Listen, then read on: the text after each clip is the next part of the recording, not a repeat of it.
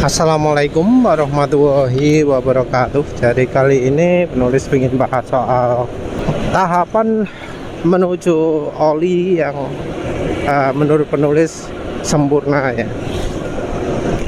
Sayangnya ya ada satu kelemahan yang sulit untuk bisa dipenuhi di tahapan oli sempurna ini, yaitu adalah nggak ada oli yang base oilnya betul-betul bagus, atau oli yang base oilnya bagus itu sudah mulai punah, sudah nggak diproduksi, ataupun kalau ada harganya mahal sekali.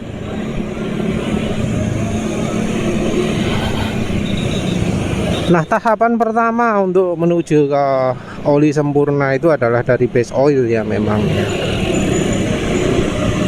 nggak ada yang paling ideal, tapi kita cari yang bisa cari yang mendekati. Jadi yang pertama harus dilakukan itu adalah menghindari oli full sintetik. Memang ada pengecualian oli full sintetik ini, memang ada beberapa yang betul-betul bagus, tapi mayoritas oli full sintetik yang ada di pasaran itu tidak bagus. Jadi perlu sekali untuk move on, untuk menghindari oli full sintetik. Jadi menuju oli yang sempurna, level satunya itu adalah menghindari oli sintetik. Mungkin ada yang ngomong oli sintetik itu lebih tahan lama, lebih bagus, lebih apa. Tapi kan mereka nggak bisa ngasihkan bukti masa kini. Lebih bagus di mananya? Lebih sip di mananya? Bahkan kaum yang memuja uji lab pun ya nggak bisa ngasih bukti kehebatan oli full sintetik, karena ya data dia cuma dari data partikel. Kalau dari data partikel mau oli mineral mau oli full sintetik ya podo, karena ya uji partikel itu tidak bisa menunjukkan kehebatan dari bahan oli. Dan seandainya bisa, seringkali oli yang mereka rekomendasikan itu kualitasnya buruk. Jadi full sintetiknya full sintetik abal-abal. Jadi sampai sekarang orang masih nggak mengakui bahwa yang namanya full sintetik itu sebenarnya cuma istilah, sementara isinya sendiri bukan full sintetik beneran, bukan full sintetik yang lebih baik dari mineral. Full sintetik yang lebih baik dari mineral itu ya pastinya kan tahan panas, tahan penguapan, tahan RPM tinggi. Sementara full sintetik yang mereka tawarkan itu bisa jadi malah lebih buruk dari oli mineral untuk beberapa faktor. Yang sering terjadi adalah dari sisi daya tahan terhadap RPM tinggi, daya tahan terhadap penguapan, daya tahan terhadap oksidasi yang ternyata lebih buruk. Nah, justru ketika memilih oli yang mineral itu orang malah lebih sering puas. Jadi mereka yang memilih pakai oli mineral saja, ganti oli lebih cepat, itu kebanyakan puas ya, daripada pakai full sintetik dilama-lamakan. Karena memang ya kebanyakan oli full sintetik itu merupakan oli mineral ya, yang sama pabriknya ditulisi full sintetik. Nah, kalau misal ada pabrikan yang sangat yakin dari direkturnya, dari salesnya, marketingnya, oli full sintetik kami ini sangat baik gitu ya, ngomong beda dari oli mineral. Nah, yang jadi masalah adalah uji macam apa yang mereka lakukan, karena kebanyakan dari ilmu yang beredar jarang ada yang bisa menunjukkan kehebatan oli sintetik dari sisi spesifikasi. Uji-uji yang mereka tawarkan juga tidak menunjukkan kehebatan oli full sintetik.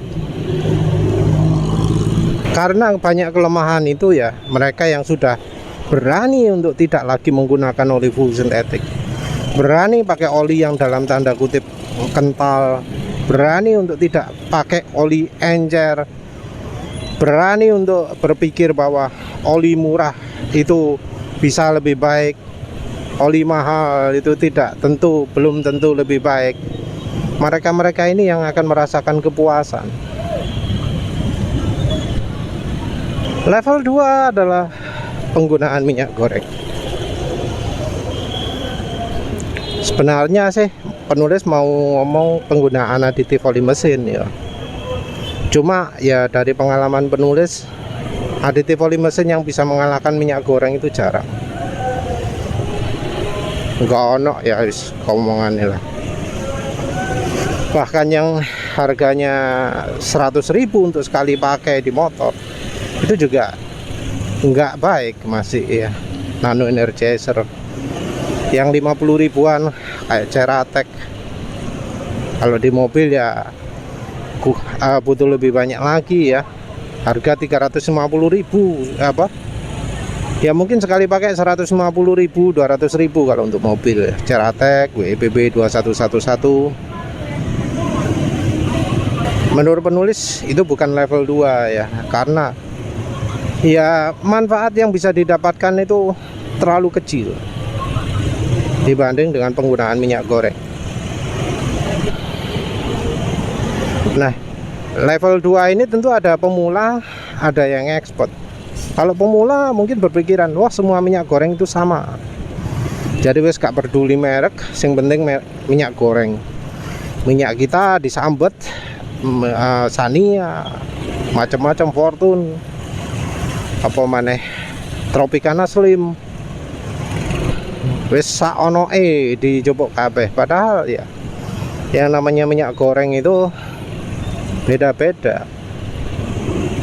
Ada beberapa merek yang memang nggak direkomendasikan karena sudah diketahui menyebabkan efek samping, menyebabkan rembes, menyebabkan oli malah nggak tahan, malah cepat rusak. Jadi kalau level 2 ini di yang peringkat expertnya itu mereka sudah sudah bakal pilih-pilih merek, dan biasanya sudah bukan minyak sawit lagi, tapi minim KCO, atau kalau pakai minyak jagung atau minyak canola dicampuri minyak sawit. Mereknya juga bukan merek murah, tapi merek mahal. Oh iya, untuk level satunya yang peringkat ekspor pasti akan sudah pilih merek ya. Jadi nggak semua oli mineral dipakai, pasti akan pilih-pilih merek karena tahu kalau sama-sama oli mineral itu kemampuan bisa sangat beda jauh. Level 1 yang masih pemula mungkin bakal menganggap, oh Rimola itu oli bagus, Mediterranean SE gitu oli yang bagus. Nah kalau yang level 1 ekspor itu beda tahun pembuatan sudah tahu bahwa oh beda kualitasnya. Jadi contoh meseran B40 produksi 2023 versus 2024, mereka bakal membedakan, nggak akan menyamakan. Jadi sudah menghindari produk-produk yang tahun tertentu ya. Level ekspornya seperti itu.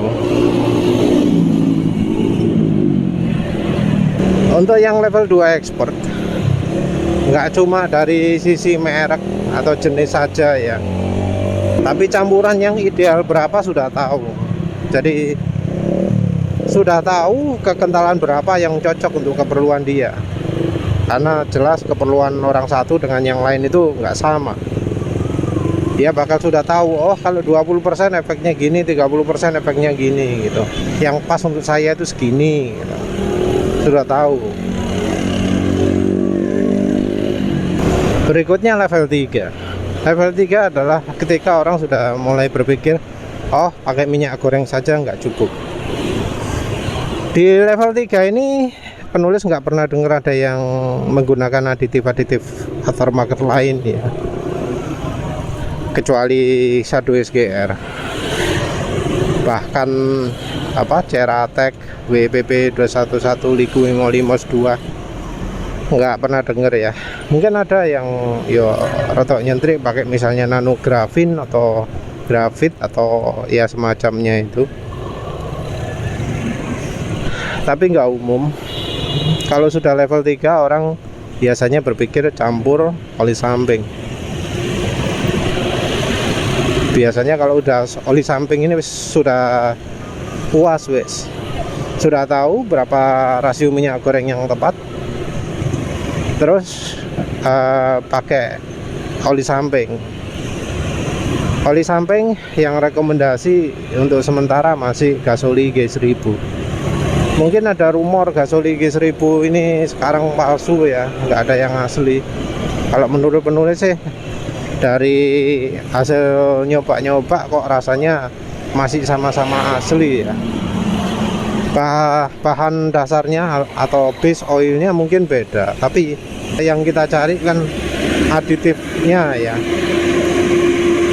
Kalau dari aditifnya menurut penulis saya masih tetap bikin licin, nggak beda dari yang sebelum-sebelumnya. Base oil ini juga berubah lebih dari sekali ya.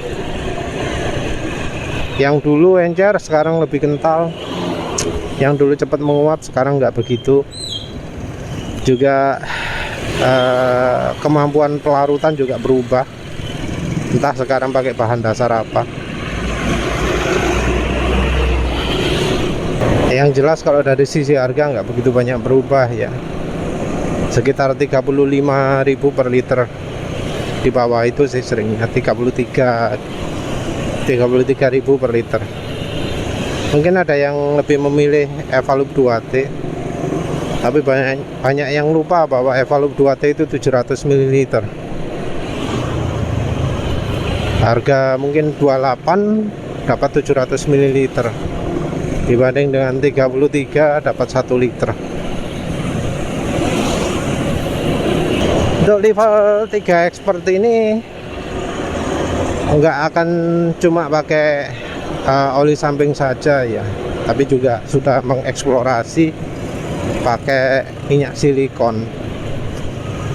Minyak silikon ya, nggak cuma minyak oli samping toh, tapi minyak silikon. Minyak silikon juga nggak asal pilih.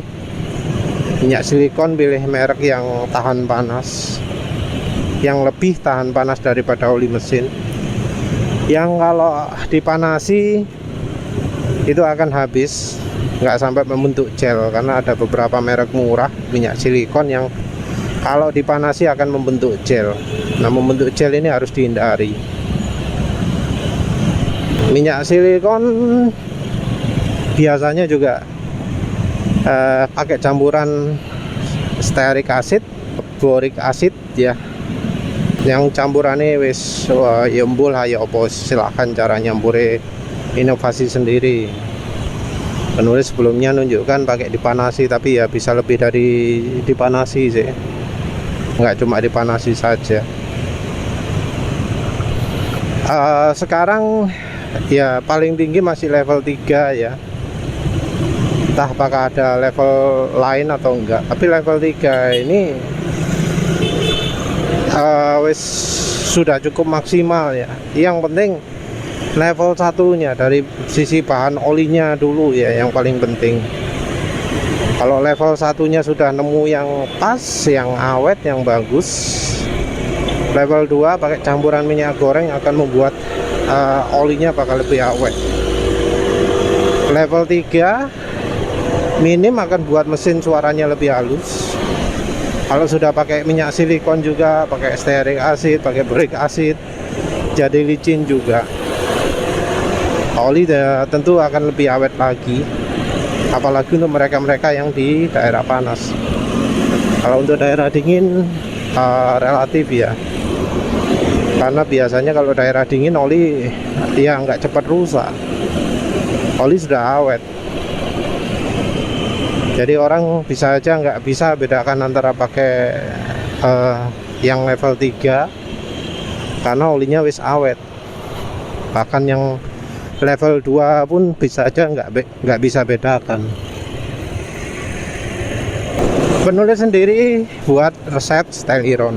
Nah, Styleron ini merupakan gabungan antara level 2 dan 3 ya. Jadi di Styleron itu ada minyak goreng, ada minyak silikon, ada oli samping. Minyak gorengnya juga campur-campur, tapi ya biasanya minyak jagung campur minyak wijen. Minyak wijennya juga ya tentu merek rekomendasi, cap bunga matahari yang bunga mataharinya warna kuning. Yang menarik dari uji-uji terakhir itu ternyata minyak silikon bisa mengurangi kerak yang dihasilkan oleh oli. Jadi ya makin menarik, makin menambah daya tarik untuk pakai tetap campuran itu. Karena sudah pakai minyak goreng, kalau pakai Styleron nggak perlu lagi pakai minyak goreng, kecuali memang olinya terlalu kental. Karena ya nggak semua orang hidup di daerah panas. Untuk yang di daerah dingin pakai minyak goreng, pakai minyak apapun lah ya, itu bisa sangat membantu membuat olinya lebih encer, tapi tidak sampai merusak kemampuan oli. Karena kebanyakan oli encer yang dijual di pasaran itu adalah oli mineral diencerkan, yang efeknya adalah membuat olinya jadi tidak tahan lama, tidak tahan panas, tidak tahan RPM tinggi. Jadi ya itu sih, level 1, level 2, level 3 wes. Kalau pingin oli yang baik, minim level 1 harus dipenuhi dulu. Harus bisa membedakan antara oli-oli yang nggak bagus dengan yang bagus. Ya wes lah, itu saja. Terima kasih sudah menonton. Assalamualaikum warahmatullahi wabarakatuh.